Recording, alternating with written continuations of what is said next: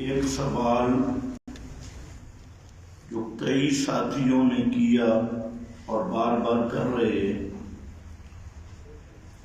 وہ یہ ہے کہ قرآن کریم کی تفسیر کون سی معتبر ہے؟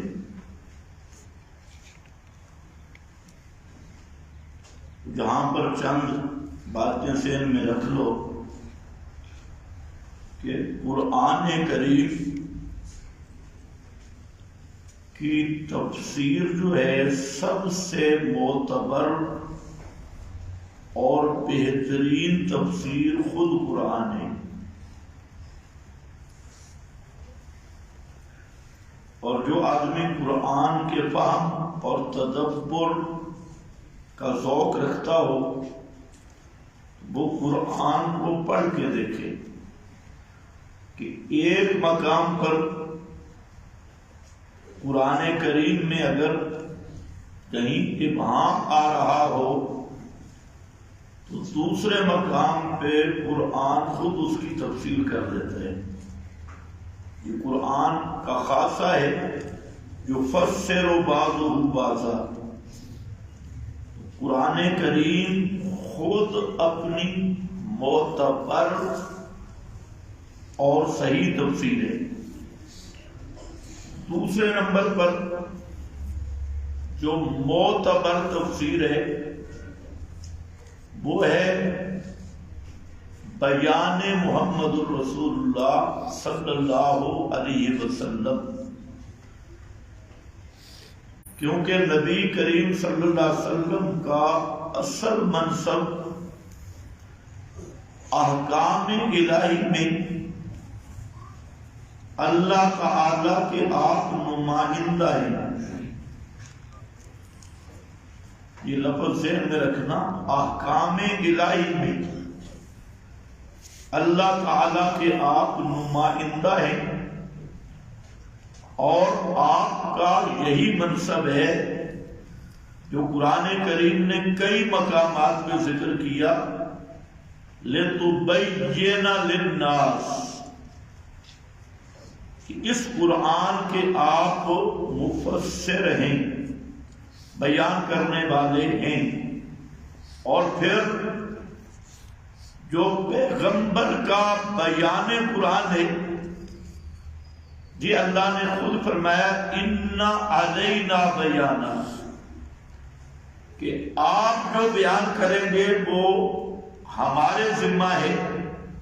اِنَّا عَلَيْنَا بَيَانًا، تو نبی کریم علیہ السلام نے جو قرآن کا مطلب اور مفہوم ذکر کیا وہ رسول کی جانب سے نہیں، وہ من جانب اللہ ہے، اور یہی جو معروف ہے کہ ایک وحی مطلوب ہے جس کی تلاوت کی جاتی ہے، اور ایک وحی غیر مطلوب ہے، ایک وحی جلی اور ایک وحی خفی ہے۔ تو وہی جلی قرآن ہے، مطلوب قرآن ہے، اور وہی خفی اور وہی غیر مطلوب وہ نبی کا بیان ہے۔ اسی کا نام حدیث بھی ہے، اسی کا نام سنت بھی ہے۔ تو دوسری سب سے معتبر تفسیر وہ ہے جو وہ بھی من جانب اللہ ہے، کلمات محمد الرسول اللہ کے ہیں، لیکن اس کی حقیقت اور معنی مفہوم منزل من اللہ ہے۔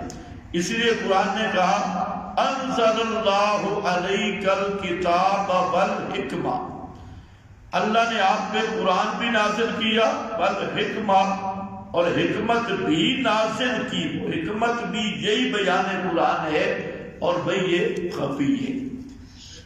تیسرے نمبر پر قرآن پاک کی سب سے بہترین تفسیر ہے صحابہ کرام، جن سے صحیح سند سے منقول ہو اصحاب رسول، کیونکہ اصحاب رسول واحد وہ جماعت ہے کہ جن کا تزکیہ اور سچائی پر اللہ نے گارنٹی دی ہے، اور سب کے سب صحابہ سچے ہیں، ثقہ ہیں، اور سب کے سب جنتی ہیں۔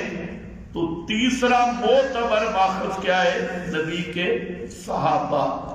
اور چوتھا ان سے نچلے درجے کا وہ ہے بڑے تابعین جو معروف ہے. ہر تابعی نہیں، جو معروف مفسرین ہیں تابعین میں سے، جیسے حضرت مجاہد ہے، حضرت قتادہ ہے، حضرت عطا ہے، حسن بصری ہے.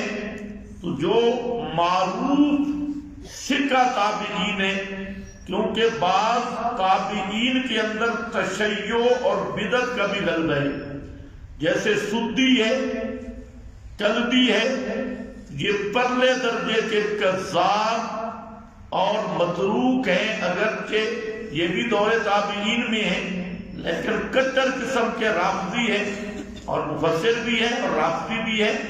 تو جو اجلہ کبار تابعین ہیں ان کی تفسیر معتبر. یہ 4 ماخذ ہیں قرآن پاک کی تفسیر کے. لیکن سائل کہے گا میرا سوال تو حل نہیں ہوا. اس نے پوچھا کوئی ایک تفسیر بتاؤ. تو میں نے کہا جتنی بھی تفسیریں ہیں یہ عام علماء کی لکھی ہوئی ہیں، ان میں صحیح باتیں بھی ہیں اور غلط باتیں بھی ہیں. حتیٰ کہ تمام تفسیروں کا جو مرجع ہے اور اصل ہے وہ ہے تفسیر ابن جریر.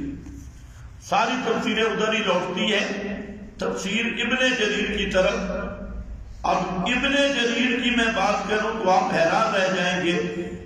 اس نے 39 روایات جمع کی ہے ابن جریر نے، جس میں یہ ثابت کرنے کی کوشش کی کہ حضرت یوسف بدکاری کے لیے تیار ہو گئے تھے. حتیٰ کہ اس نے جہاں تک لکھا کہ زلیخا کی دونوں ٹانگوں کے درمیان بیٹھ گئے. یہ بھی لکھا کہ کپڑے بھی اتار دیے زلیخا نے پلا پلا. یہ 39 روایتیں ابن جریر میں موجود ہیں 2 مقام پہ. اور نیچے جو محقق ہے وہ محقق صاحب لکھتا ہے صحیح صحیح صحیح صحیح. میں نے کہا صحیح اس لیے کہا کہ اس کا اپنا دماغ غیر و صحیح ہے، کیونکہ جہاں جو صحیح کہہ رہا ہے اگلی بات بھی تو کرنا کہ یہ بات ہے کس کی؟ یہودیوں کی. اسرائیلی روایات پیچھے یہودیوں کا بکواس ہے، اور آگے جن حضرات نے ان کو نقل کیا تو یہ کہتا ہے صحیح یہ اپنی سند پہ لگا ہے. حالانکہ قرآن دیکھو، خود قرآن پاک نے گواہ پیش کیے ہیں حضرت یوسف کی عصمت پر. اللہ نے بھی گواہی دی کہ حضرت یوسف علیہ السلام بال بچ گئے اور معصوم رہے. اور زلیخا کی گواہی بھی قرآن نے ذکر کی. اس نے بھی کہا کہ میں نے یوسف پر بڑا زور لگایا، لیکن حضرت یوسف بال بچ گئے. مصر کی عورتوں نے بھی شہادت دی جو ورغلانے والی تھی، اور حتیٰ کہ ابلیس نے بھی شہادت دی. اس نے بھی کہا کہ میں سب پر زور لگاؤں گا الا عبادک منہم المخلصین. تو انبیاء سے بڑا مخلص کون ہے؟ وہاں شیطان کا بھی زور نہیں لگ سکتا. تو جو اللہ کو بھی نہیں مانتا، قرآن کو بھی نہیں مانتا، تو کم از کم اسے ابلیس کی تو ماننی چاہیے. ابلیس خود کہہ رہا ہے کہ یوسف بچ گیا. تو اب وہ روایتیں کس کی ہیں؟ یہودیوں کی بنائی ہوئی اور من گھڑت روایات. اب نیچے کو کہے سند صحیح فلاں صحیح. تو اس طرح میں نے مثال دی کہ یہ ابن جریر، حالانکہ اس کی بڑی جلالت ہے تفسیروں میں، یہ سب سے بنیادی تفسیر ہے. تو یہ جو 4 ماخذ میں بتائے جہاں صحیح مل جائے وہ معتبر تفسیر ہے. باقی رہ گئے مفسرین کی کیل کا. اسے قرآن کی تفسیر نہیں کہیں گے، بلکہ جو ان قواعد کے موافق ہوگی وہ تفسیر ہے، جو ان سے ہٹ کے ہوگی وہ تفسیر نہیں ہوگی، وہ ویسے گپ شپ ہوگی.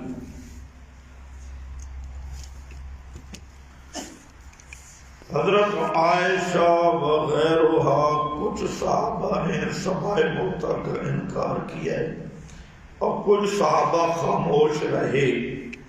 معلوم ہوتا ہے یہ مسئلہ بھول گئے. کیا بات.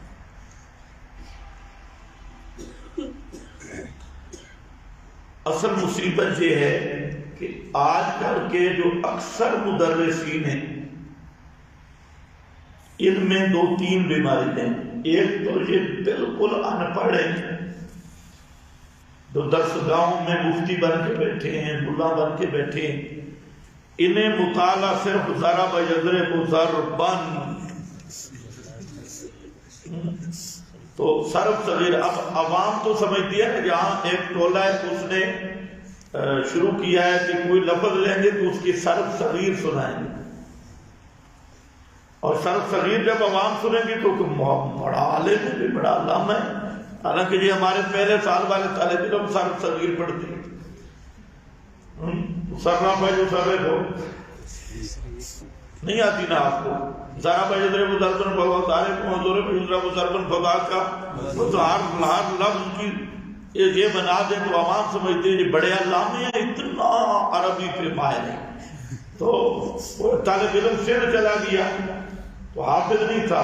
سندھ میں تو تراوی کا پورا سیزن ہوتا ہے اور وہاں پر بڑے 2 ختم 3 ختم اور 1 ختم 3 لاکھ 4 لاکھ تک پہنچتا ہے. تو یہ طالب علم تھا, اس نے کہا چلو گزارا میں نے بھی کرنا ہے. صرف اچھی یاد تھی تو سندھیوں کو شروع کیا. پہلی رکعت میں ایک صرف یہ ذرا بجے درمن بھاؤ تو سندھیوں نے کہا کہ اس حافظ نے جو قرآن سنا ہے ماشاءاللہ آج تک ہم نے نہیں سنا, بہت خوبصورت سونا قرآن پڑھتا ہے. تو بھائی مسئلہ یہ ہے کہ یہ جو مدرسین ہیں یہ جو کتاب پڑھاتے ہیں اردو شرح دیکھی رٹا لگایا اور صبح شاہ ولی اللہ بن کے آپ کے سامنے بیٹھے.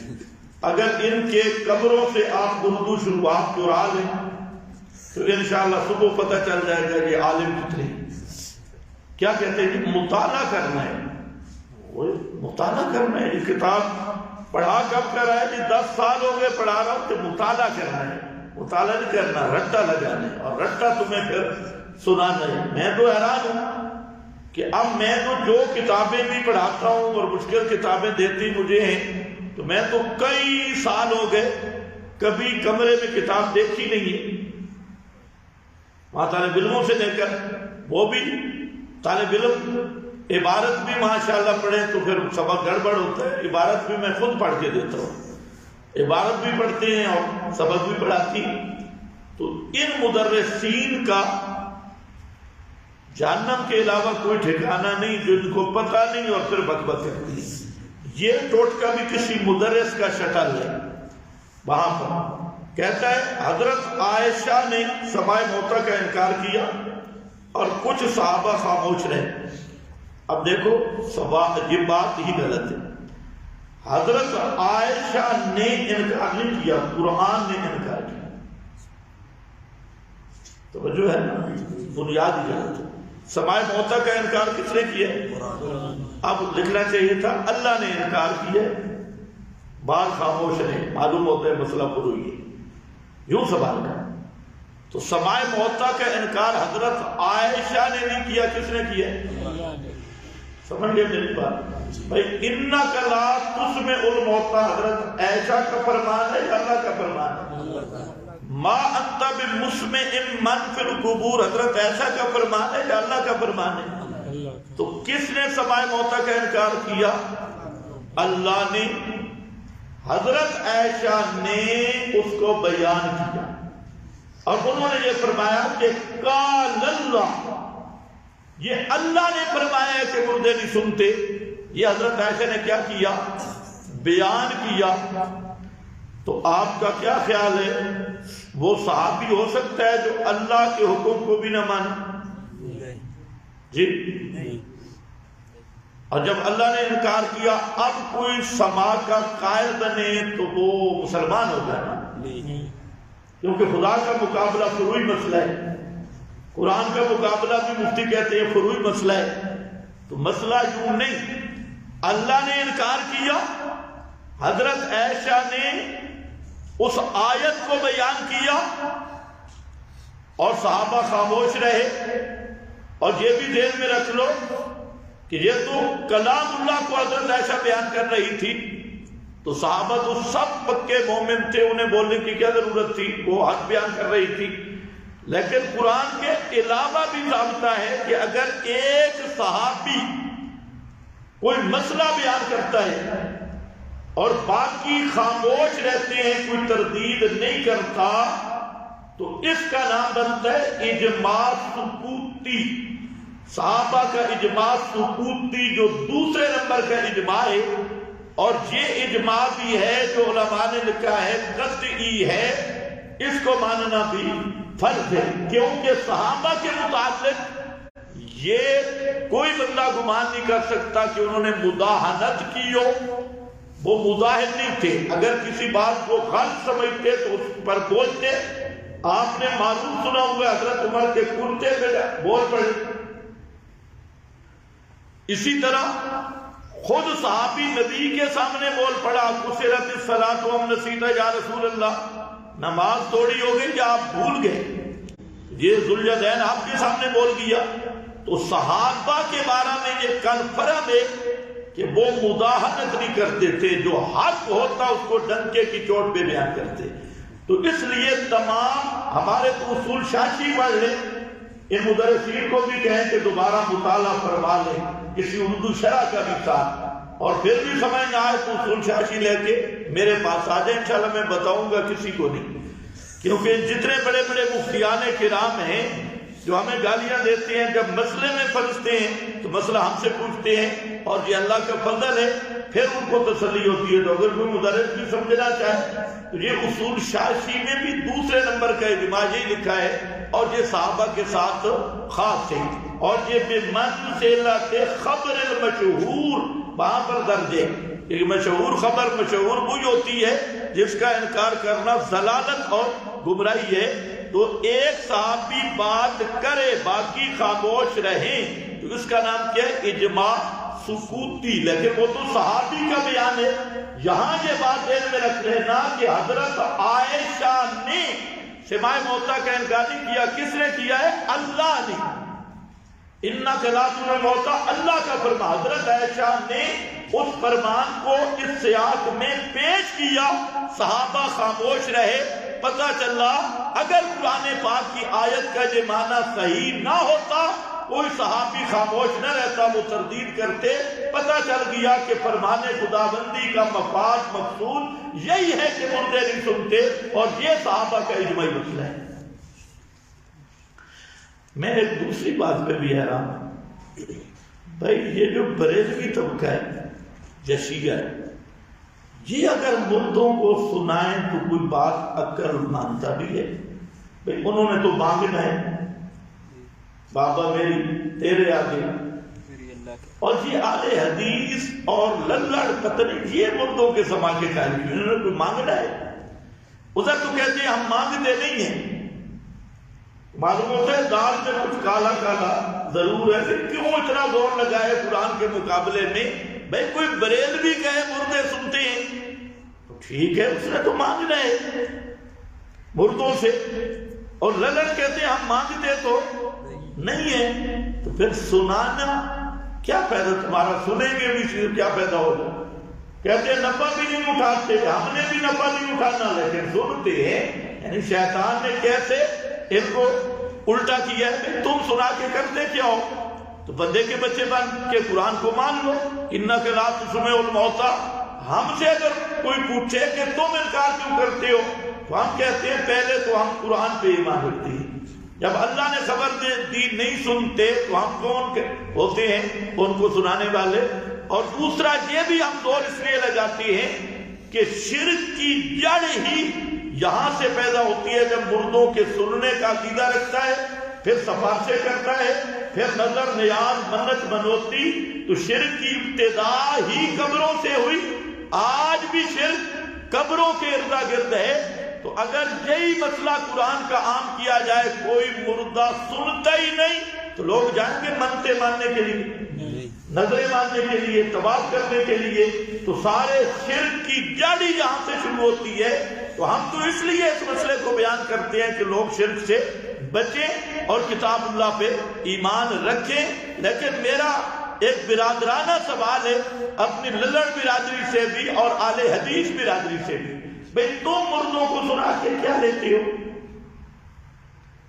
انہوں نے خواہ چالو بڑھیے چال کا شور مچائے، سنتے ہیں لیکن پھر جب پکڑے جاتے ہیں تو بات ہمارے والی نکلتی ہے۔ ہم کہتے ہیں کوئی ضابطہ قانون نہیں ہے، قانون اور ضابطہ ہے عدم سماع کا، قانون اور ضابطہ عدم سماع کا ہے کہ اسباب نہیں۔ اور اللہ چاہے تو خرق کے عادت اپنی قدرت کے اظہار کے لیے اندل قبر کی بھی کوئی شرط نہیں، میری یہ گفتگو بھی کسی مردے کو سنا دے تو اللہ قادر ہے۔ تو مسئلہ تو پتہ نہیں کیوں نہیں سمجھ آتا۔ ہم کہتے ہیں مردوں میں سننے کی صلاحیت، اگر اللہ کوئی بات چاہے کسی کو سنا دے، اس کو دفن ہونا بھی ضروری نہیں، چاہے وہ گنگا کی نظر ہو جائے، چاہے ریزہ ہو جائے، اس کے کوئی ذرا مشرق میں، کوئی مغرب میں، کوئی آسمان میں، کوئی زمین میں، پورے جہان میں ذرے بکھر جائیں، اور اگر رب سنانا چاہے تو اس ایک ایک ذرے کو بھی سنا سکتا ہے۔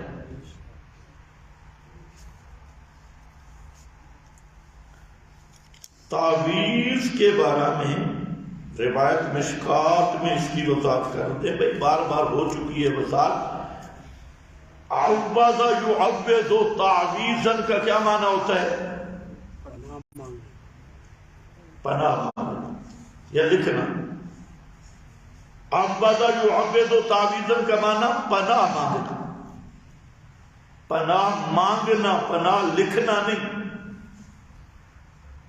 قرآن پاک کی آخری دو سورتوں کو کہتے ہیں معوذتین۔ کیا کہتے ہیں؟ معوذ، معوذہ، معوذتین، یہ ہے پناہ مانگنے والی صورتیں۔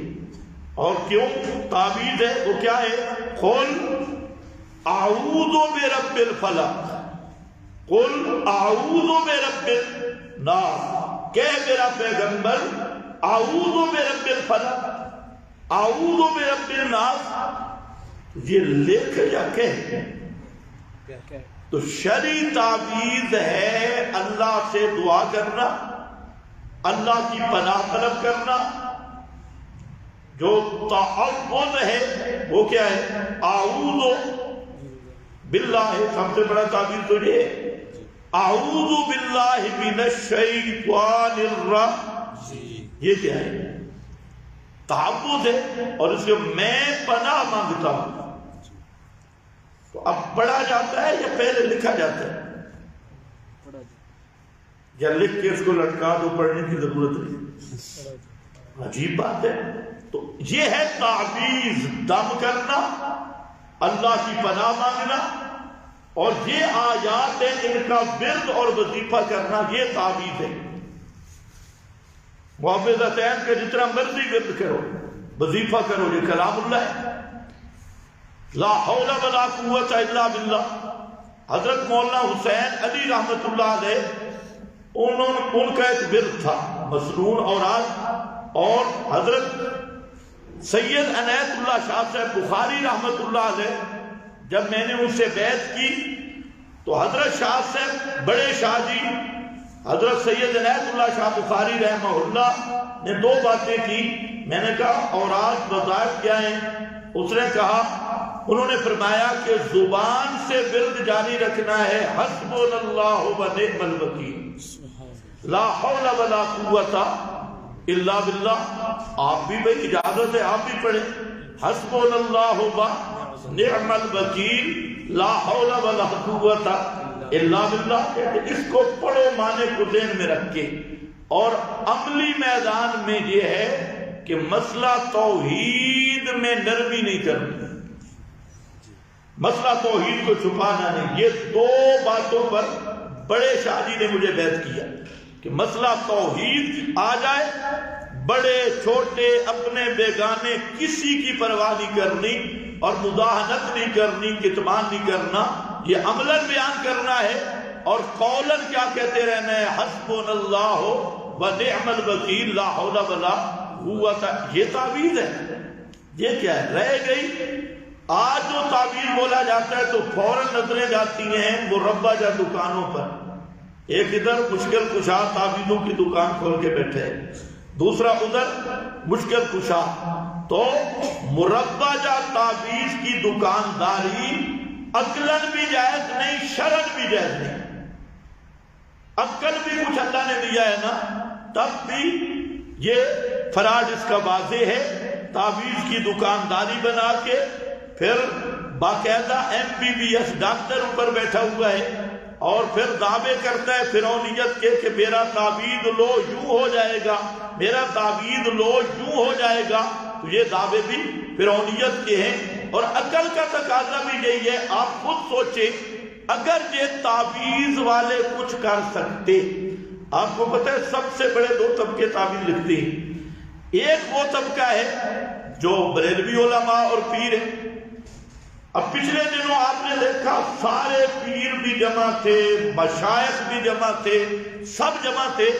اور ایک وہ مونچھوں والا بندر ہے رانا ثناء اللہ، اس کا یہ استعفیٰ مانگ رہے تھے کہ استعفیٰ دو، استعفیٰ اتنی پرچی ہے. سارے پیر بھی تھے، مولوی بھی، اس مونچھوں والے بندر سے وہ استعفیٰ نہیں لے سکے. اگر تعویذ کوئی حرکت کر سکتا پھر تو رانا ثناء اللہ بندر بن کے ان کے پاؤں میں پڑا ہوتا. جس طرح یہ کہتے ہیں کہ میرا تعویذ لے آؤ، اور عورت جو ہے نا وہ بھیڑ بن کے آپ کے پیچھے چلے. یا کم از کم اس نواز شریف کو تو کھوتا بنا لو. اگر عورت لڑکی بھیڑ بن سکتی ہے تو عمران خان کھوتا نہیں بن سکتا. اب جو ہے سب کے سب سیاسی، مولانا حضرت مولانا فضل الرحمان صاحب اور اس کی پوری پارٹی میں سب سے زیادہ تعویذ لکھنے والے. اب آپ دیکھیں بھئی لوگوں کو دعویٰ کرتے ہیں کہ میرا تعویذ لے تے بیوی بھیڑ بن جائے گی، تے لڑکی بھیڑ بن کے آسی فلانا. تو میں نے کہا اس عمران خان کو کوئی تعویذ پلاؤ تاکہ بھیڑ بن جائے، پھر تو آسان ہوگی. تو اب لڑکیاں قابو کرنے کے لیے تم بھیڑے بنا دیتے ہو. تو اگر تمہارے پاس کوئی ایسی طاقت ہوتی تو ایسے آدمیوں کو تو کھوتا ہونا چاہیے، اس میں تم سواری کرتے. اب وہ سارا تمہارے آگے ہے. پیچھے وہ جنرل باجوہ تھا، باجوہ نے بھی سب کو ڈنڈا دیا. یہ ویسے اچھا کیا. میں جنرل کی اس بات کی تعریف کرتا ہوں. اب بھی ہمارا جنرل وہ حافظ ہے، ماشاءاللہ حافظ قرآن ہماری کمپنی کے ہے. اور ان کو بھی میں مشورہ دیتا ہوں کہ جتنے یہ سیاسی ہیں سب فرادی ہیں، سب کو سزائے موت ہونی چاہیے. یہ پاکستان کے بھی دشمن ہیں، اسلام کے بھی. اور اگر ہمارے یہ حافظ جنرل خدا کی قسم یہ کام کرے نا، یہ جتنے نواز شریف، شہباز شریف، عمران خان اور ان کی پارٹی کے جتنے بڑے بڑے سیاسی لیڈر، مولانا صاحب اور وہ سراج الحق صاحب جو پتھر پہ وضو کر کے ویڈیو اور اس کی تصویر فیس بک پہ اتنا ساتھ ہے، یہ جتنے ہیں خدا کی قسم سب قومی مجرم ہیں، اسلامی مجرم ہیں، پاکستان کے مجرم ہیں. ان سب کو ذبح کر کے ان کی لاشیں لٹکا دے انشاءاللہ. پاکستان پھر دیکھو ترقی کیسے کرتا ہے. اور پاکستان میں آئین ہونا چاہیے کتاب و سنت کا. اور اگر یہ کام کر تو میں کہتا ہوں خدا کی قسم پاکستان سارے ملکوں سے آگے جائے گا اور یہ اسلام کا قلعہ بھی ہوگا، اس کی معیشت بھی ٹھیک رہے گی. لیکن جب تک یہ دجالی پارٹیاں ہیں، فرادی پارٹیاں ہیں، تو نہ پاکستان سیدھا ہوگا نہ یہ اسلام کے وفادار ہیں. تو تعویذ عقلاً اگر کام آتا تو کشمیر فتح تعویذ ہی کر لیتے. کشمیر میں تو سب سے بڑے بڑے پیر ہیں، افغانستان میں بھی بڑے تعویذوں والے ہیں. یہ تعویذ امریکہ کے خلاف بھی کام نہیں آتا، مودی کے خلاف بھی کام نہیں آتا، روس کے ساتھ بھی مجاہدین کو لڑنا پڑتا ہے، وہاں بھی کام نہیں آتا. کچھ عقل کا تقاضا بھی یہ صرف پاکستانی لڑکیوں پہ کام آتے ہیں اور کہیں کام نہیں آتا. اچھا پھر انگریزوں کی لڑکیاں، ان پہ بھی کوئی جادو اتنا نہیں ہوتا، وہ بھی بہت. اب جو پاکستانی پیر یورپ پہنچے ہیں تو وہاں پر بھی جادو شادی شروع ہو گئی ہے، ورنہ پہلے وہاں پر بھی نہیں تھا. تو انگریزوں کی لڑکیوں پہ بھی کام نہیں آتا، مسلمانوں کی لڑکیوں پہ تعویذ لکھا جا رہا ہے. اور نقل یہ ہے کہ آپ مولوی سے سوال کر 1.25 لاکھ نبی آئے، کسی ایک نبی نے تعویذوں کی دکان بنائی. یا خود امام الانبیاء صلی اللہ علیہ وسلم نے پوری زندگی میں کوئی ایک تعویذ کسی کاتب وحی سے لکھوایا ہو؟ لکھنا میں اس لیے نہیں کہا، مولوی کہتے ہیں کہ آپ تو لکھتے نہیں تھے، یہ بھی ایک مستقل بات ہے، لکھتے تھے یا نہیں لکھتے تھے۔ لا تخطہ کی ضمیر قرآن کی طرف ہے، خیر یہ ایک علمی بات ہے، تو ہم اس کو مان کے اب کہتی ہیں کہ مولوی صاحب آپ لکھ نہیں سکتے تھے، لکھوا سکتے تھے کہ نہیں؟ بھئی قرآن لکھوایا ہے نہیں لکھوایا؟ تو کوئی تعویذ لکھواتے، یہ تعویذ فلانی مرض کا ہے، رسول پاک نے لکھوایا نہیں ہے۔ پھر پورے چیلنج سے کہتا ہوں کہ 1.25 لاکھ یا 3 لاکھ کے جتنے بھی صحابہ ہیں، کسی ایک صحابی نے بھی تعویذوں کی دکان نہیں کھولی۔ 4 اماموں میں سے کسی امام کی تعویذوں والی دکان نہیں تھی کہ اس نے تعویذوں کی جو جیسے آج باقاعدہ جو دکانیں کسی نے کھولی ہو۔ یہ جو مشکات کی روایت ہے کہ حضرت عبداللہ ابن عمر ابن عاص کی کہ چھوٹے بچوں کے گلے میں ڈالتے تھے، پہلی بات تو یہ ہے کہ ان کو اس روایت ہی کو مان لو کہ جو بڑے تھے ان کو اعوذ بکلمات اللہ التامات پڑھاتے، اور جو چھوٹے بچے پڑھ نہیں سکتے تھے ان کے گلے میں یہ ڈالتے۔ ہمارا پہلا سوال یہ ہے، کیا تم بھی ایسی کرتے ہو؟ چھوٹے بچے جو نہیں پڑھ سکتے ان کے لیے تعویذ لکھتے ہیں، اور یہ اعوذ بکلمات اللہ التامات لکھتے ہیں۔ یہ تو جناب تعویذ لکھتے ہیں، رات کو کپڑے اتار کے شرمگاہ پہ بھی تعویذ پھیرنا ہے، فلاں پہ بھی تعویذ پھیرنا ہے۔ اب سوال ہے کہ جہاں قرآن لکھا ہے تب کافر ہو؟ قرآن کو شرمگاہ پہ لکھ کے پھرانا جی اسلام ہے؟ اگر غیر قرآن ہے تو پھر یہ کیوں بہانہ کرتے ہو جناب کہ ہم تو قرآن لکھ کے دیتی ہیں؟ اگر قرآن لکھ کے تم کہتے ہو نا کہ شرمگاہ پہ پھراؤ، ننگے ہو کر پھراؤ، تو اس سے بڑی قرآن کی بے ادبی ہوگی؟ جو قرآن پاک کو شرمگاہ پہ پھیرنے کا حکم دے وہ مسلمان رہے گا؟ اللہ کرے تمہیں سمجھ آئے۔ تو بھائی یہ جو روایت ہے حضرت عبداللہ ابن عمر ابن عاص کی، یاد رکھ لو، اس کے سارے طرق میں نے جمع کیے، جو لکھنے والی بات ہے یہ صحیح نہیں، اور یہ وہ روایت ہے کہ خلف الامام کے مسئلہ میں اشاعت التوحید کے علماء بھی، للڑ برادری بھی، سب کے سب کہتے ہیں کہ یہ روایت مردود ہے، اس کی سند صحیح نہیں۔ تو خلف الامام کے معاملہ میں آئے تو اس کی سند صحیح نہیں ہے، اور تعویذوں کی دکان کے بارے میں آئے تو اس کی سند صحیح بن گئی۔ اب خود اندازہ کریں، محمد بن اسحاق ہے، کذاب دجال راوی ہے، اسی طرح ان عمر بن شعیب بن ابی عن جدی کی سند پہ بھی کلام ہے، تو سندن یہ کوئی بات صحیح نہیں ہے۔ ان کے جتنے طرق کے ان میں پڑھنے کی بات ہے کہ وہ پڑھتے تھے اور سکھاتے تھے اعوذ بکلمات اللہ التامات، یہ دعا تجھے آپ بھی سکھایا گیا۔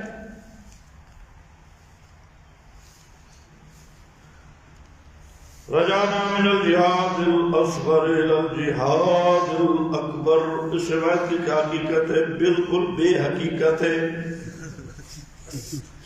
یہ روایت بے حقیقت ہے۔ جو امام جمعہ کی پہلی 4 سنتوں پر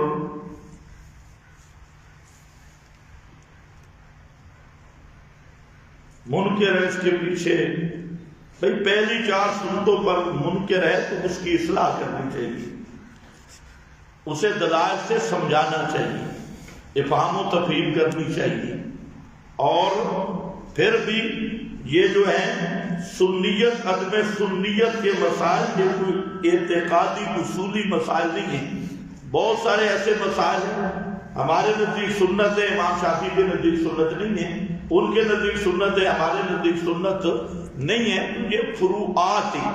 فروعات میں جو اختلاف ہے وہ تفسیق یا تکفیر پر منتج نہیں ہوتا، بلکہ اس میں اولا غیر اولا اور اس طرح کے اختلاف ہوتی ہے۔ نکاح پر اجرت لینا کیسا ہے؟ نکاح پر اجرت یہ تو مبہم سی پرسی ہے، وہ جو بیوی ہے وہ تو اجرت لے گی، اس کی اجرت کا نام ہے حق مال۔ حق مال اس کا حق ہے۔ اب یہ نہیں پتا مولوی صاحب کا یہ لکھ رہا ہے تو مولوی صاحب کا میرا خیال ہے حق مال نہیں بنتا، حق مال جو ہے وہ بیوی کا حق ہے بولی۔ اور مولوی کو بھی خوف خدا کرنا چاہیے، یہ قوم کا مسلی میراثی نہ بن جائے۔ مسلی میراثی کوئی ہوتے ہیں، کوئی شادی کرے تا بھی مولوی دے پیسے، کوئی مرے تا بھی مولوی دے پیسے، کہنو خوشی تا بھی مولوی دے پیسے۔ اگر علماء دین اور اپنی عزت کا لحاظ رکھیں تو پھر یہ کمی کمینے نہیں بنیں گے، تو اللہ ان کو رزق بھی دے گا، عزت بھی دے گا۔ تو اب اذان بھی بچے کے کان میں دینی ہو تو مولوی صاحب کہتے ہیں میرے پیسے، نکاح پڑھنا ہے تو میرے پیسے، جنازہ پڑھنا ہے تو میرے پیسے، یعنی پورا دین تجارت پہ لگایا۔ اور یہی عادتیں ہیں کہ آج مولوی ایک گال بن چکا ہے، گال۔ اور لوگ یہی سمجھتے ہیں کہ مولوی کہتے ہی مانگنے والے کو اور مانگت کو ہے۔ یہ بات معروف و مشہور ہو چکی ہے۔ حالانکہ علماء تو ورثۃ الانبیاء ہیں، تو علماء کو ایسی عادتیں نہیں کرنی چاہیے جس میں لدھا پن ظاہر ہو، لالچ ظاہر ہو۔ عالم کی شان ہے مستغنی ہونا۔ مخلوق سے جب مستغنی ہوگا، ایک اللہ سے مانگنے والا عالم بن جائے گا تو وہ سچا وارث رسول بنے گا۔ لوگوں کی جیبوں کو دیکھنے والا مولوی وہ اولیاء شیطان میں سے ہے۔ ضربت علیہم الذلۃ والمسکنہ، وہ اس کا مقدر ہے۔ تو اس لیے ان چیزوں سے بچنا چاہیے۔ خوارج کی صرف یہ نشانی ہے کہ لوگوں کو گناہ کبیرہ کی وجہ سے کافر سمجھتے، یا کوئی اور نشانات بھی ہیں۔ بھائی خوارج کی خروج کی ابتدا بنیاد وہ تو ہے امام خلیفہ برحق یا امیر حق کی اطاعت سے نکلنا۔ خروج کی بنیاد کیا ہے؟ آل حق کی جماعت کے امیر کی اطاعت سے نکل جانا، یہ ہے خروج کی ابتدا۔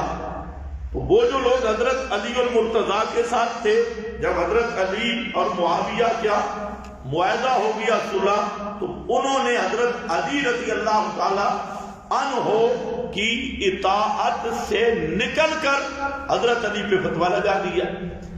تو اس کے بعد جو ہے خوارج کے چند اصول ہیں۔ ایک یہ کہ وہ گناہ کبیرہ کے مرتکب کو کافر سمجھتی۔ اہل سنت والجماعت کے نزدیک کفر کا تعلق عقیدے کے ساتھ ہے۔ عمل میں جتنا بھی بڑا گناہ ہو، گناہ کو حلال نہ سمجھے، حتیٰ کہ زنا، چوری، ڈاکہ، جتنے بڑے گناہ بھی ہوں، اس سے آدمی کافر نہیں بنتا۔ گناہ گار ہوگا، فاسق ہوگا، لیکن کافر نہیں۔ اہل سنت کے لیے عقیدہ ہے۔ اور دوسرا وہ کہتے ہیں کہ جو گناہ کبیرہ کا مرتکب ہے وہ ہمیشہ جہنم میں رہے گا۔ ہم کہتے ہیں بھائی نہیں، ہمیشہ جہنم کی سزا کفر اور شرک کی سزا ہے۔ جو آدمی مومن ہے اور پھر چاہے دنیا جہان کے سب گناہوں میں ملوث ہے، وہ بھی بالآخر جنت میں جائے گا، چاہے شفاعت الانبیاء سے جائے، چاہے اللہ کی خاص رحمت سے جائے، چاہے وہ وہاں جہنم میں سزا بھگت کر پھر جنت میں آ جائے۔ تو یہ بھی خوارج۔ اسی طرح خوارج منکر حدیث بھی ہے۔ خوارج کے اور بھی بہت سارے مسائل ہیں جو اہل سنت سے ہٹ کر ہیں، تو یہ ایک مستقل فرقہ ہے۔ اس وقت بھی خوارج عباسیہ فرقہ موجود ہے، دبئی میں بھی اور بعض اور ایریوں میں بھی وہ اپنے آپ کو عباسیین کہتے ہیں، اور یہ کوئی خوارج کا گروہ ہے حضرت علی کی جماعت سے نکلنے والا۔ واقعہ کے رطاف یہ مفصل بیان ہو چکا ہے، نیٹ سے تلاش کر لیں۔ وآخر دعوانا